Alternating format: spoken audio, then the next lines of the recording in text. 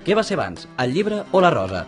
Bona qüestió, però us heu preguntat mai per què regalem roses com a símbol del nostre amor? Agafeu-vos fort perquè hem de saltar fins l'antiga Grècia per parlar d'Afrodita, la deessa de l'amor. Diuen que Afrodita estava bojament enamorada d'Adonis, un noi molt ben plantat que va veure d'hora al seu final quan un porc senglar el va matar d'una embestida. Mentre intentava ajudar el moribund, Afrodita es va clavar una espina de rosa blanca al peu i de la sang que li va sortir de la ferida, la flor va quedar tenyida de color vermell.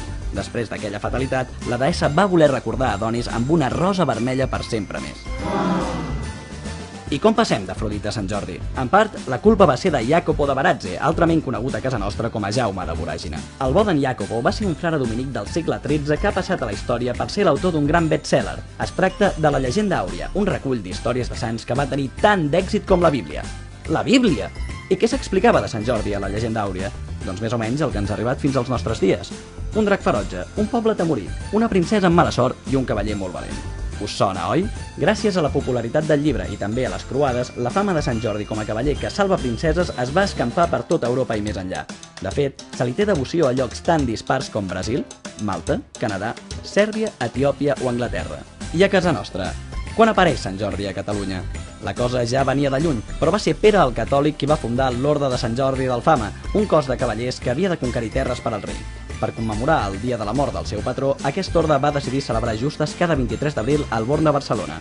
El cavaller que guanyava s'emportava una joia que entregaria a la dama estimada a canvi d'un petó. Amb els anys, de les joies es va passar a les flors, i potser per aquesta tradició, a partir del segle XV, cada 23 d'abril s'organitzava la Fira de Roses. Ja tenim la rosa dins de la història, però i el llibre, quan encara hi arriba?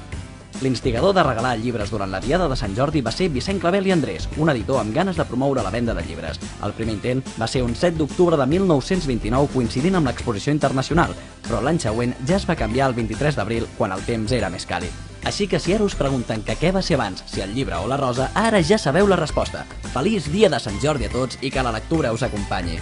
Nota per a curiosos. Cervantes no va morir un 23 d'abril, el novel·lista va finar un 22 d'abril però va ser enterrat l'endemà.